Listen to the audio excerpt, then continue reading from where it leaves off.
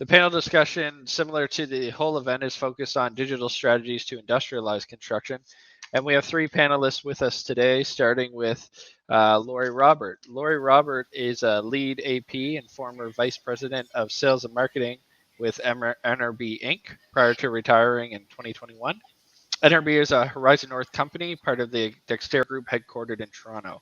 Laurie has been actively involved in the modular construction industry for more than 30 years. She's a past president of the Modular Building Institute, 2001, and is a past board chair of the MBI Educational Foundation. She currently serves as immediate past chair of the board of directors of the National Institute of Building Sciences Offsite Construction Research or Offsite Construction Council in Washington, D.C., and serves on the UMB Offsite Construction Research Center's executive board. Laurie served on the CSA Technical Committee 2019 to 2021 for the development and publication of CSA Z250, which is process for delivery and volumetric modular buildings. And today she sits on the CSA Modular Construction Oversight Committee. Thank you for joining us, Laurie. Thank you. Next we have Professor Mohammed Arif. Professor Arif is the Dean of School for Architecture, Technology, and Engineering at the University of Brighton in the United Kingdom. Prior to joining the University of Brighton in 2021, Prof. Arif was head of school and professor at the University of Wolverhampton, where he led the Brownfield Research and Innovation Center and Construction Futures Research Center. Prior to entering academia, Prof. Arif started his career for Walt Disney World in project management. He then moved to academia and has since worked in the university sector in the US, UAE, and the UK. Over his career that spans more than 3 decades, he has generated more than £2 million in research funding. His research has been funded by a range of sources such as QNRF, Innovate UK, Highways England, European Union, and Higher Education Academy. Thank you, Prof. Arif, for joining. Thank you. And finally, last but not least, we have Ryan Smith, who is the founding partner of MODEX and director of the School of Design and Construction at Washington State University. He is a research and education consultancy and as the founding partner of MODEX, a research and education consultancy and network focused on the industrialized construction sector. Trained as an architect, Ryan has performed and published some of the key industry reports and papers, books, and videocasts to propel the research and development of the offsite construction industry internationally. All right, so thank you for joining us today, everyone. I guess I'll get started with right off the hop here, and I'll start maybe with you, Laurie. So we're all aware of the growth in the industry, particularly in North America, and I guess around the world. And I'm wondering, why do you think the industry is growing, not only, I guess, in the residential sector, but beyond? That's a good question. I think really, generally speaking, there's just a need to build faster and more efficiently across, if you want to talk just about the ICI markets. I mean, the housing market itself it's a social requirement. It's kind of in crisis mode throughout North America and I think the world. So, but separating that, ICI still has the need to build faster and more efficiently. And offsite construction offers solutions that allow that to happen. Generally speaking, and I think Ryan and Mohammed, you can probably attest to this as well, there's been a huge increase in the awareness of modular construction. And I would say in my 35-year history, probably potentially in the past maybe 10 to 12 years. And this is due in part to a lot of work by many, and I include collaborative work of trade associations, not just in North America but around the world. We have independent research reports. Our industry was lacking; it was starving for research and data for a long, long time. So a lot of people have come together and done some really great things. Smart Market Report in 2012 kind of jumped out at me and said, "Wow, this is an independent study." AIA Design Guide, CSA Z250, the McKinsey report, all of these documents have kind of come to the forefront to really help the awareness level, which has become interest level, which is starting to hit the growth mode. And definitely the increased roles of academia. I think research centers, design curriculums in different universities, all the academia has really jumped in and helped out with this. So altogether, I think collaboratively, it's really pushing the industry forward. And then, of course, there's just a global aging workforce that we have to deal with. I was reading a U.S. Bureau of Labor Statistics recently, done in 2018, I think, and basically it was saying that the average age of a construction worker in 2018 was 42 and a half years old, and 2.4 million of the construction workforce are 55 years and older. Right around 1 million are under 25 years old. So really the amount of labor exiting the market compared to the amount entering the market, there's a significant shortage that's developing. So I think those three things essentially are really starting to push the growth of the industry, but it is really starting with awareness and interest. Thanks. Yeah, and so Mohammed, from your perspective, obviously spending the last while in the UK, what are you seeing over there? What are some of the drivers that pushing the industry forward? Well, I think in the UK, remember in the UK we had lots of offsite right after World War II, and the buildings that were delivered after World War II were such bad quality that people started getting rid of offsite or not going there. So it took almost 50 years till 1992 when the first time Egan report was published, and they said, well, you need to improve the efficiency, and construction sector can learn from manufacturing sector, and that's why you need to move more stuff into the factories. So that was the start where people started talking and having the conversations about offsite as a potential area of growth. Now, since then, it has been picking up, but the problem has been that still cost is a major driver, and offsite is not cheap. Now, in 2016, Mark Farmer published a report, "Modernize or Die," and I think you can find that report on Google. It's open access, and he again pointed out at the need for having offsite. He pointed out about things like improvement of efficiency, but the bottom line still is that cost is a major driver. Offsite, because of not having enough volumes in offsite, uh, you cannot get it to be cheaper than traditional construction. We are looking at it, so we are trying to think of a hub and spoke model in order to achieve something like a mass customization, but also a lot of localization, and still taking advantage of common elements. So we are looking at a hub and spoke production model that might alleviate some of that. But as it goes right now, the thing is people want to do it. They don't know how to do it. So there aren't enough universities who are offering courses in it. When I was at University of Salford in 2008, we were the first university anywhere in Europe to launch our first MSc in offsite construction. And that was quite successful. So it has been only 10-12 years since offsite has started its way into formal education, if you may, formal curriculum. So it is picking up, but still people want to do it as a fashion statement more than the real need to do offsite and understanding how much efficiency they achieve. So people want to do it, they just don't know why they should do it, and there aren't enough people selling the idea yet. Mhm.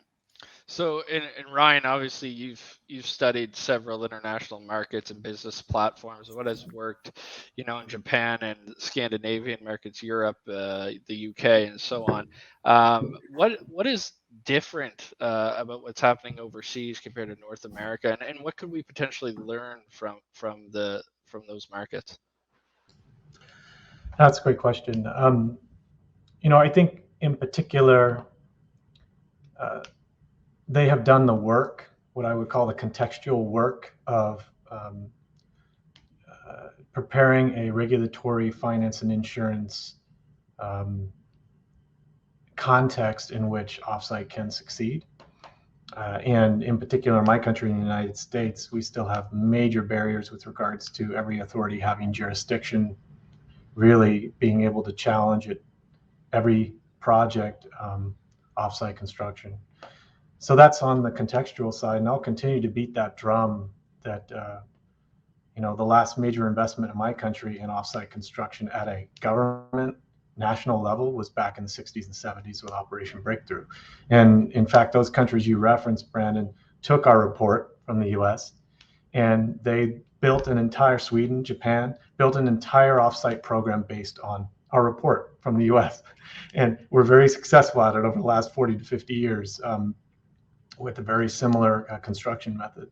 That's fascinating, right? So I think there are opportunities in technology, what we're talking about today with digitalization, but that the barriers are not technical in principle. The barriers right now are contextual, and there's quite a bit of work to do, both in academia, but in the industry to overcome this. And there's a lot of people working on it and doing great work in this space that's exciting. So I think we'll see, and that's why we're seeing an uptick in both the marketing and media around this, but also in the demand and the use of it. So that's all positive. Yeah, and I guess just building on that, and maybe Laurie, because I know we've talked about this. I mean, there's today's discussion was going to be around digital technologies to industrialize construction, but at the end of the day, I think we all discussed this as a group. You can have the best technologies, you can introduce more automation and so on and so forth, but there has to be market demand, and there has to be proper systems in place and standards in place and policies in place to open up the market to offsite construction. Can you maybe speak to some of your experience in this and what might need to change here? Yeah, and it's funny because Ryan Smith, you just mentioned they took what the European countries took what they got from the US and created a program. And I think program versus project is likely key, right? If you want to talk about barriers and hurdles, I assume that's kind of where we're going with this. There's, as someone said, there's some great projects out there. There's some incredible business relationships, and there's definitely growth. The Modular Building Institute had a 5 and 5 program where they were trying to grow the business from up to 5% of the commercial construction market in North America over a 5-year period. Ryan Smith, you were involved in that, I think, as was I in the beginning. And it was quite successful because if I look back 10 or 12 years ago, according to the MBI, the modular industry was about 2.5% of the commercial construction market in North America, and it's now hovering around 5%. Is what I understand today. So it's had good growth if you think about it in those terms. But the reality of it is there's 95% apparently of the commercial construction market that's left.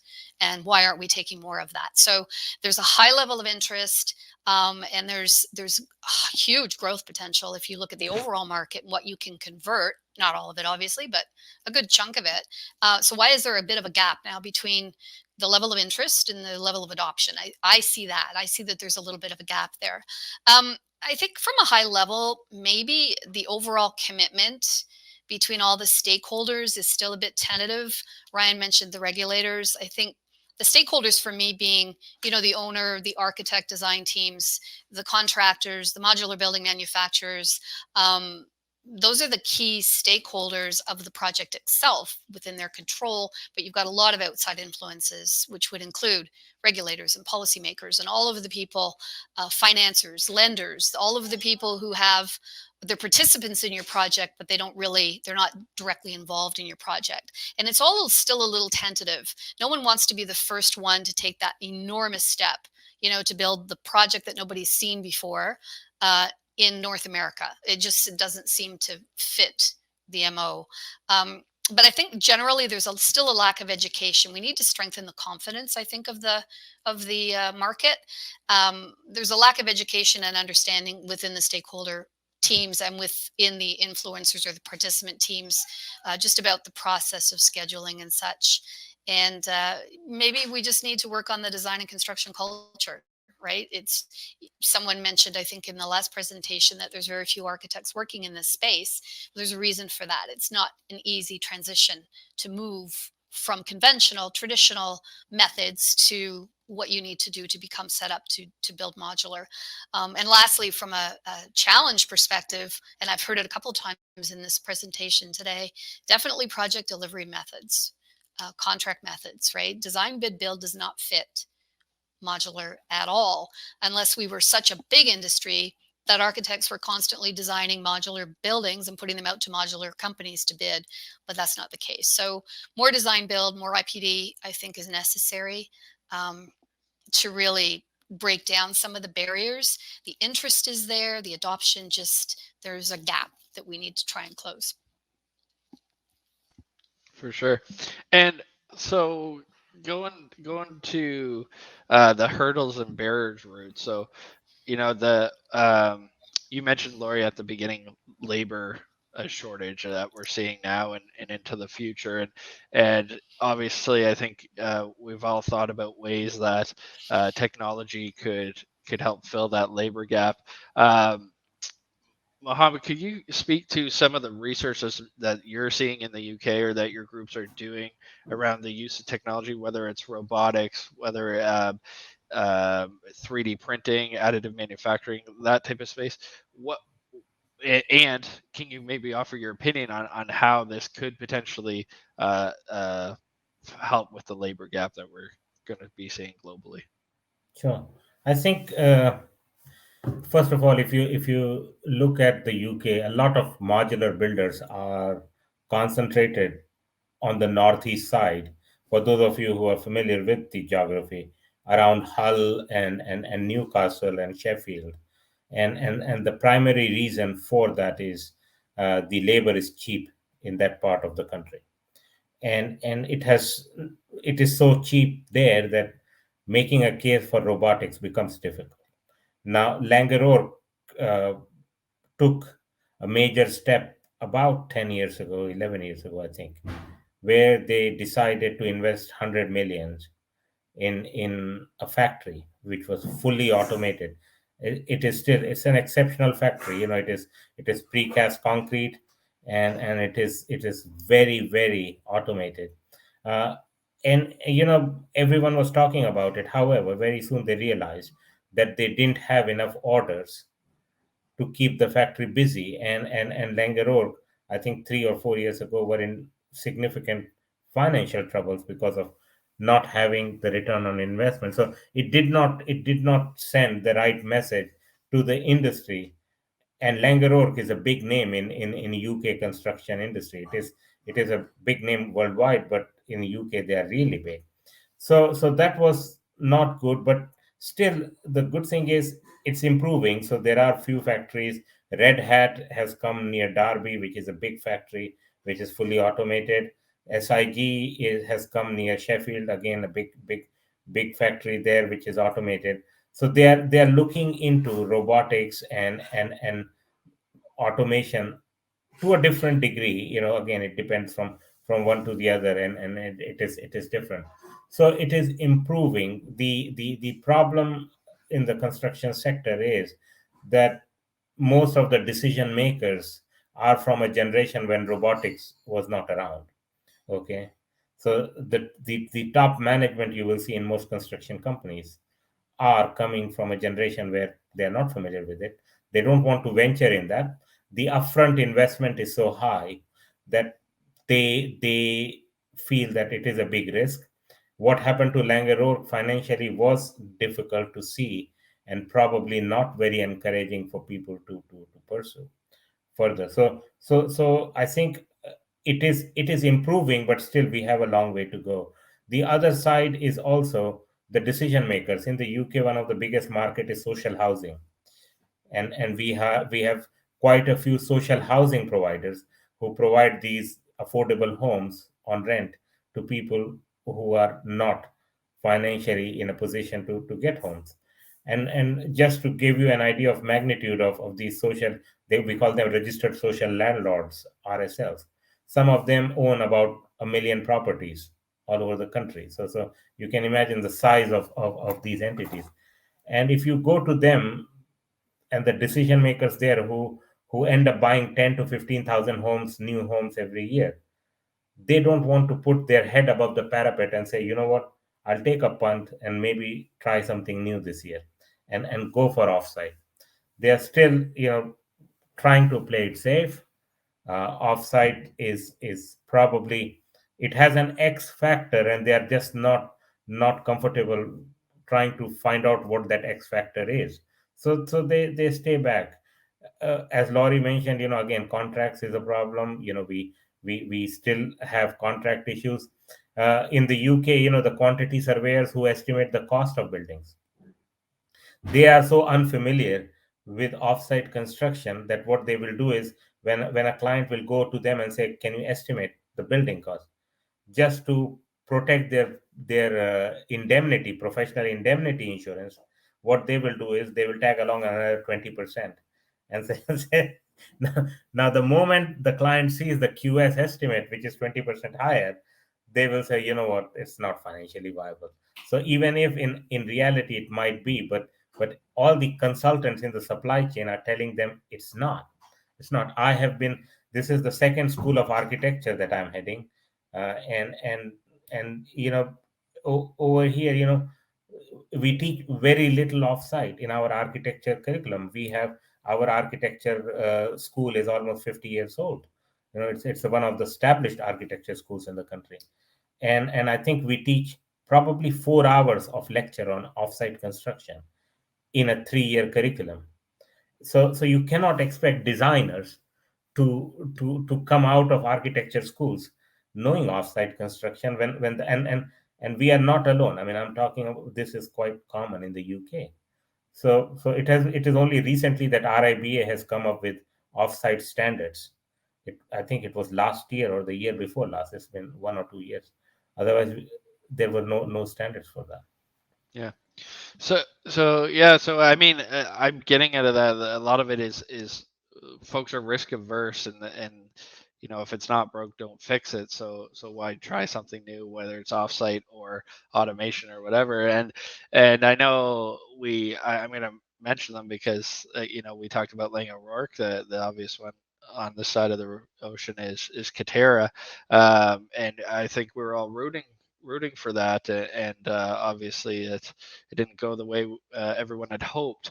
And I think that gets into business platforms, Ryan, and some of the research that you've done around the platforms and the role that technology plays in that. And I know you're working on some research in this area right now, and I may just set you up to kind of talk about some of these product platform development and the nesting platforms that you're doing and looking into.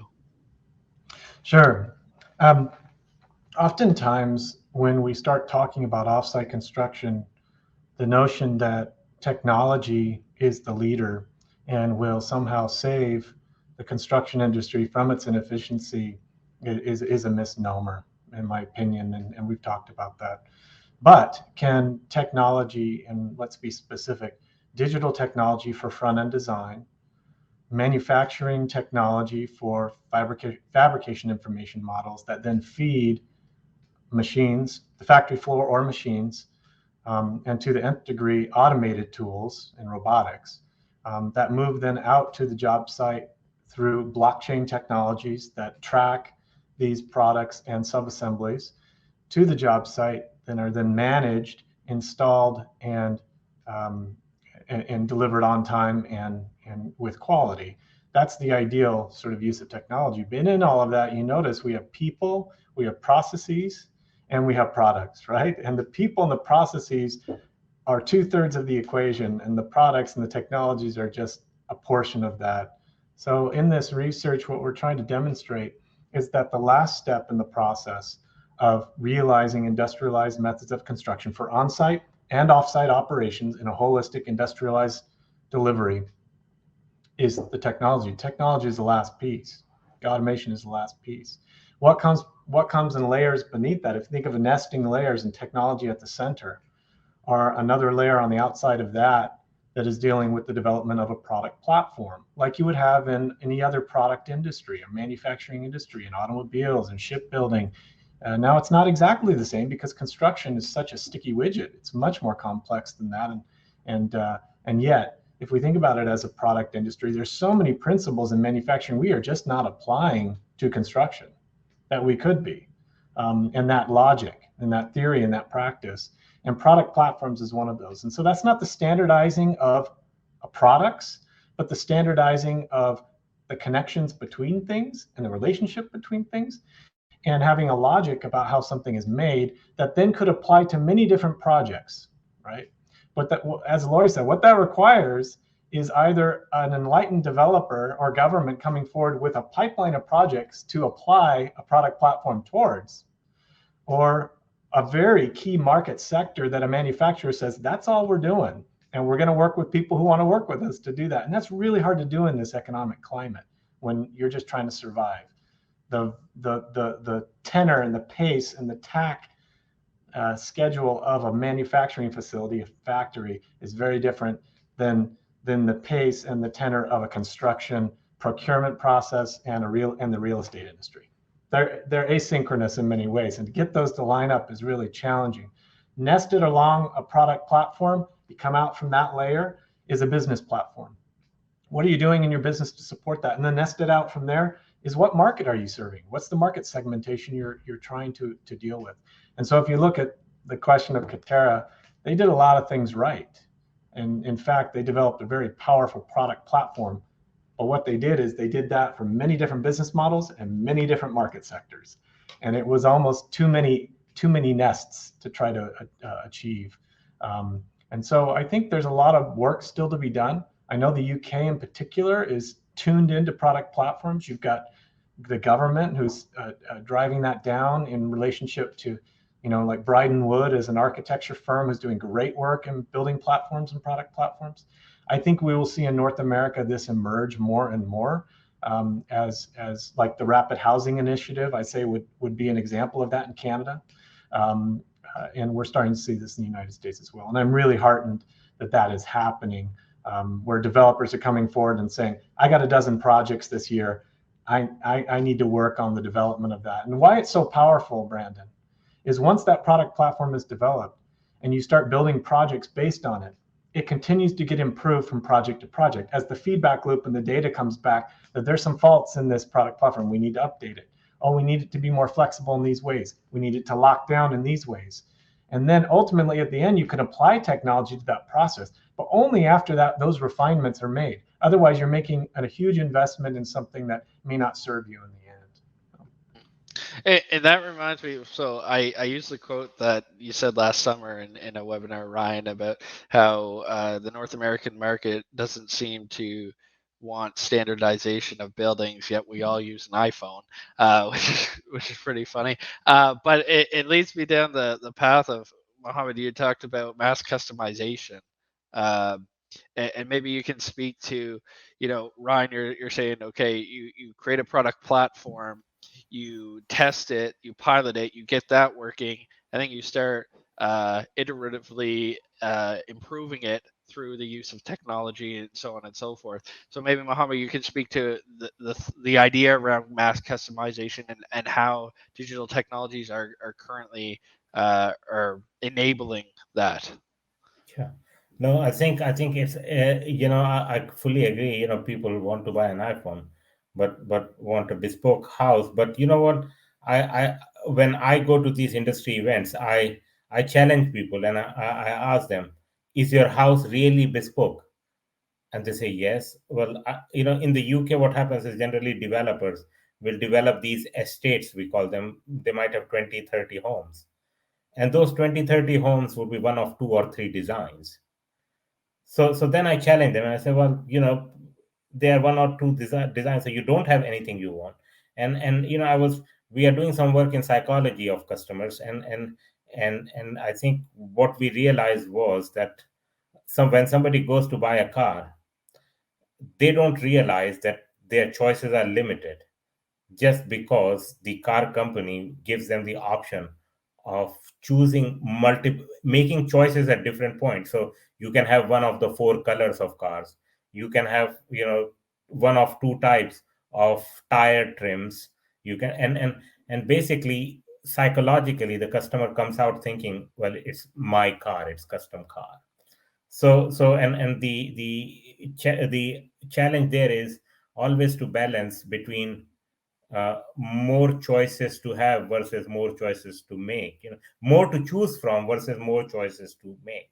You can't do more to choose from, because then it becomes economically unviable. but at least if the customer has a say in one of two types of doors and one of two types of windows, they still get the feeling psychologically that I chose this house and this is ours.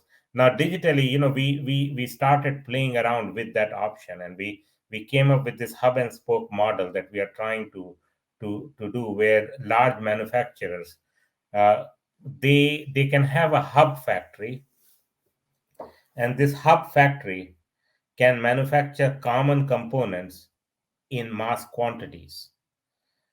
And it might not be a modular construction, it might be componentized construction, or maybe panelized construction in some cases.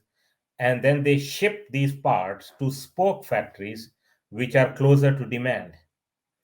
And this is very important in the UK, because every time you are using government money to build something, and a lot of construction happens through government money, you have to show local employment generation. So a factory 300 miles away, if it is manufacturing everything ready to assemble, it's not good enough. You need to have local employment.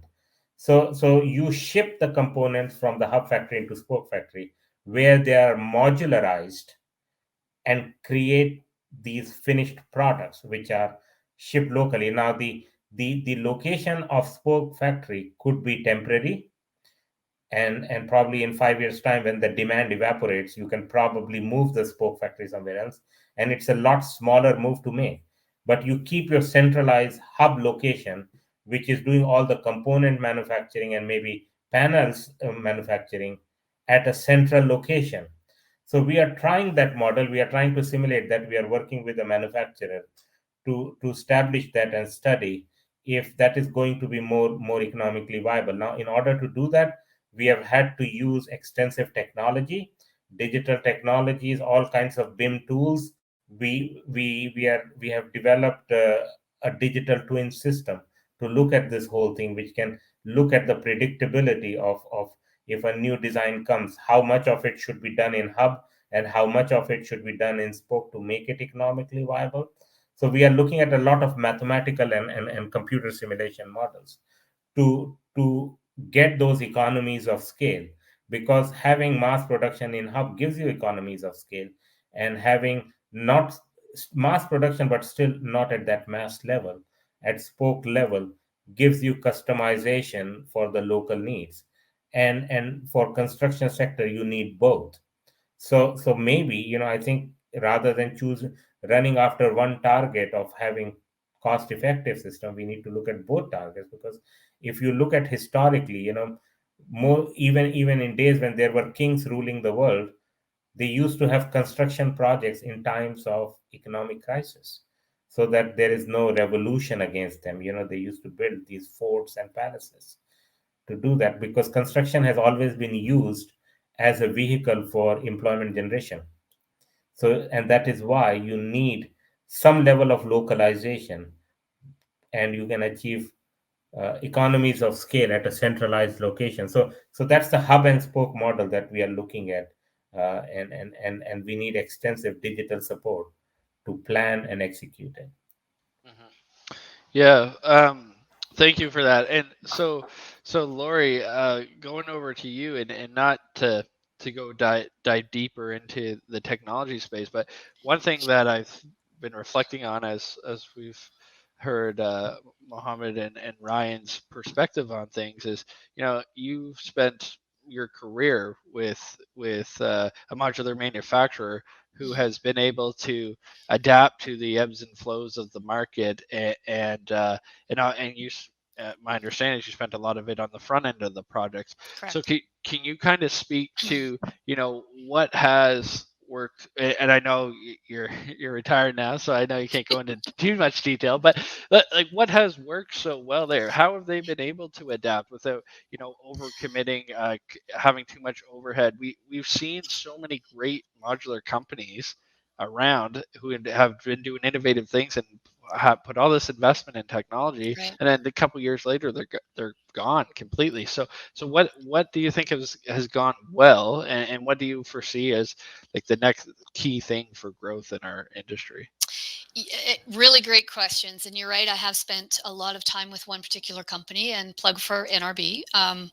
They were always pivotal, right? So you would recognize ebbs and flows in markets. So there's a construction market, a trend that's taking off, and so you sort of try and see if you can fit the modular process and planning into that, and then ride with that. And market knowledge and market awareness is absolutely critical. You need to know what's coming, but moreover, you need to know what's leaving, right? You need to know what markets are here for the long haul, what markets are here for the short. You just look at the oil and gas industry in Canada, right? And in 2014, everything collapsed, and there were factories. We were building product in Ontario to ship to Fort Mac, Alberta, simply because the manufacturers out there were booked out for a year, 2 years. There was no way you could get anything built in the West. Things were coming in from the US and from Ontario. So you need to be really sensitive, I think, to the market opportunities that are there. I would say, and in support of, I think, what Mohammed was just saying, the biggest challenge that the industry has is market commitment. Is there the commitment in volume and backlog? I mean, so a plant can stay relatively lean, right? Overhead wise, technology wise, because you just want to be able to do what you do well, get it out the door, hit your schedules, hit your budgets, and do what modular is supposed to do. Technology in the plant, I think, it's there. I think it exists. If you look at Lindbach's or some of the European factories, you can see that they maximize, they optimize robotics. It's not being adopted over here. And I think a lot of it just, step back and look at the market and say, is the market ready to commit to the industry? Yes. Okay, so now is the industry ready to commit to the market? Because it's like a chicken and egg scenario almost. Who's going to make the first move? Someone has to invest heavily to automate a plant. But you don't want to invest heavily to completely automate a plant like Lindbach's might be, if you don't think the business is going to be there on a steady flow of backlog, right? I work the front end. So the front end is the pipeline. It's the business development. It's find the markets. It's understand the markets. Where can we go next? What can we build next? Where do we have to shift and change? But at the end of the day, it can take a year to bring a project to fruition, to bring it to close. It's a long sales cycle when you're talking some of these major projects. And then you need to kind of book an appointment with production, because production needs to know you're going to take 5 sites that could be conventionally built, and you're going to bring them all into one plant location, hypothetically. And now that's a planning issue, right? That's planning. So if something moves it out of the way, now you've suddenly got an interruption in your flow. So the market needs to commit. There needs to be enough backlog to allow plants to comfortably develop a good business model. Lindbach's got a great business model if you look at what they have. I mean, and talk about digital technology. In 2013, I flew to the UK to tour plants. In 2020, I could sit in my living room and tour Lindbach's plant. So that was pretty cool. But at the end of the day, they have a model that works for them. North America, we're not there yet because we just don't have that confidence or that commitment. We've got too many outside influences, environmental influences, people, resources, as I said, policymakers, regulators. Nobody's really connected yet. And I think until you have that connection, you won't have the backlog. And until you have the backlog, you're not going to have the investment. And you want to be careful that you don't have all your eggs in one basket, like what happened unfortunately, to some in the oil and gas industry, because camps that was it. Everybody was building camps, and then suddenly they weren't. Yeah. And right. Yeah. And that, I mean, I'm realizing we're already at the 40-minute mark here, but I want to ask one last question as a bit of a round table. So I think I know where some of you may go with this, but I'll go back to you, Laurie. So what's your recommendations for a manufacturer looking to adopt new technologies? Understand what that involves. I think, if you look at a BIM platform and you look at Revit, and I heard Enda talking about how difficult and how much of a challenge it was for Montgomery Sizem to be able to create that BIM model. It took a long time, right, to use Revit to create the model.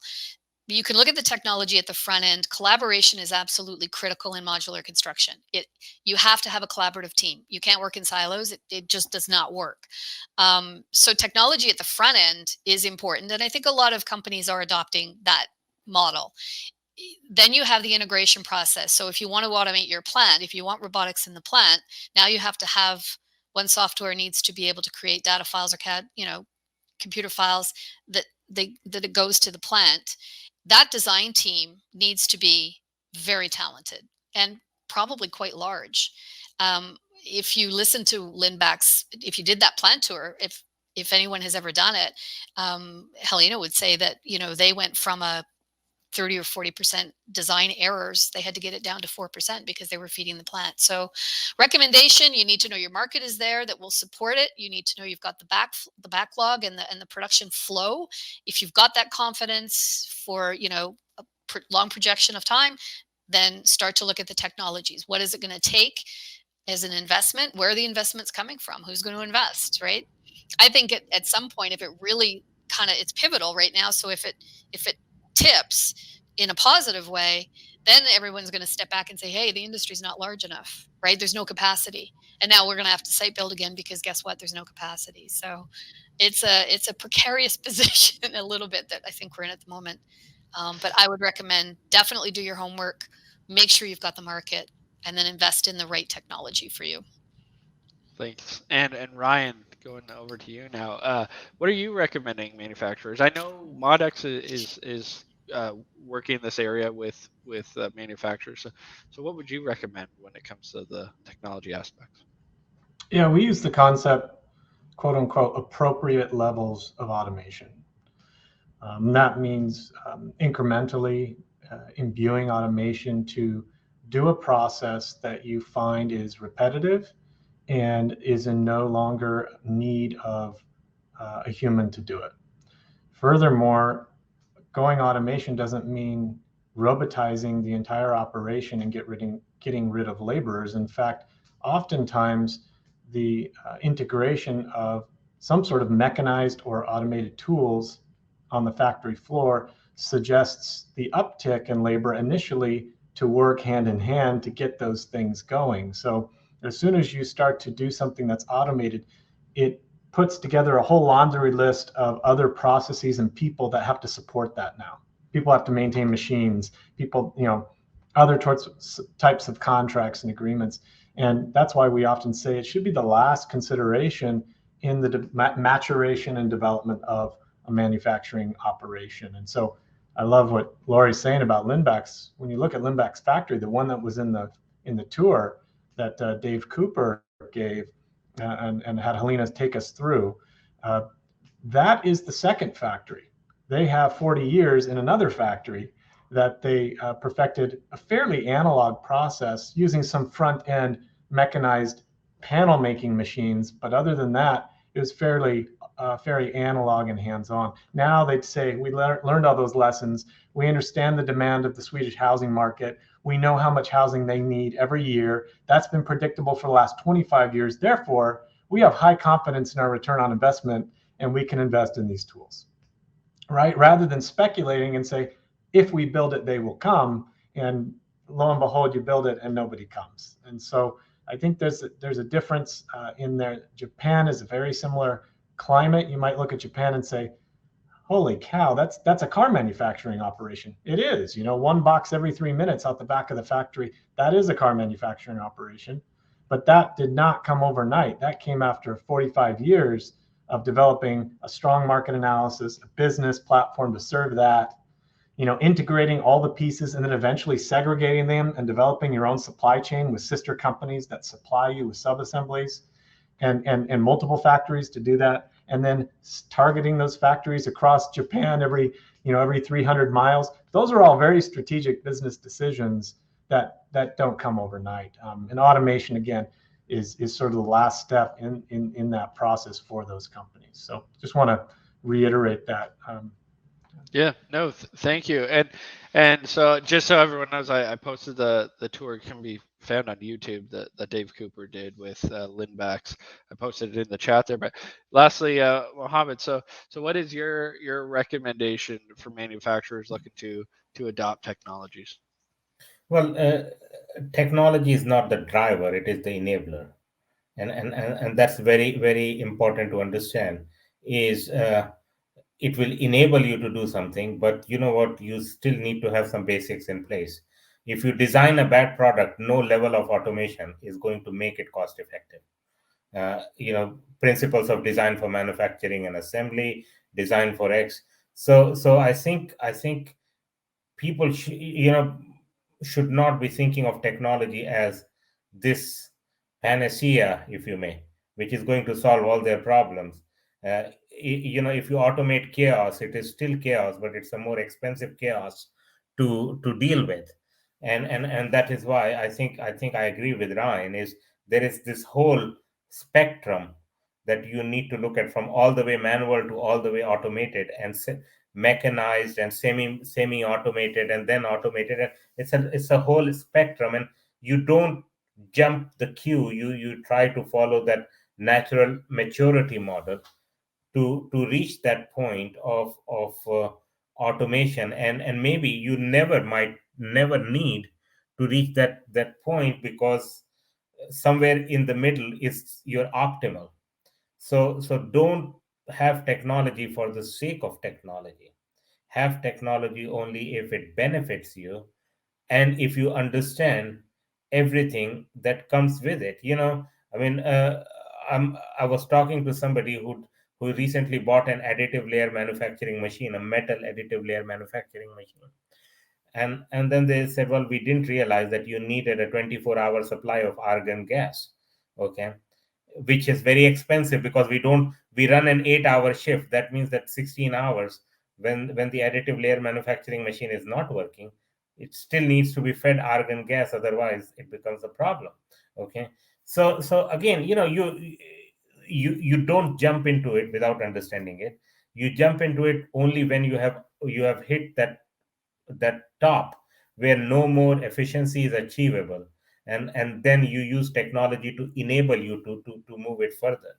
Otherwise, there are so many cases. In the UK, we had Chorus Living Solution that had a wonderful automated factory in 2008, and they were doing army barracks stopped being built because there was a budget cut from defense ministry, and they went out of business because the factory was so bespoke, and they could not adapt. So to be adaptive and to change, to meet the changing demand, I think you need to have some flexibility. Car manufacturers don't have it. When Tesla changes its model, they have to replace all the robots on the production line, and they do it once every 3-4 years. So now you don't have that option. You are not going to change all the robots every time there is a different design home. Okay, so that is why use it as an enabler. It's your friend if you understand what your friend's capabilities are. Okay, but it can mess you up if the friend is of the wrong kind. So I think just consider technology as an enabler. Great, thank you, Mohammed. And I think I speak for both of us when I say you can also partner with universities who can pilot these new technologies and try and try those things. So I'll just put that little plug in for us working in academia. I want to thank the three of you for your time today and for offering your insight and perspective on the market and where it's going and the role technology will play in it. This was a great a panel discussion. I wish we had more time, but no, thank you for your time.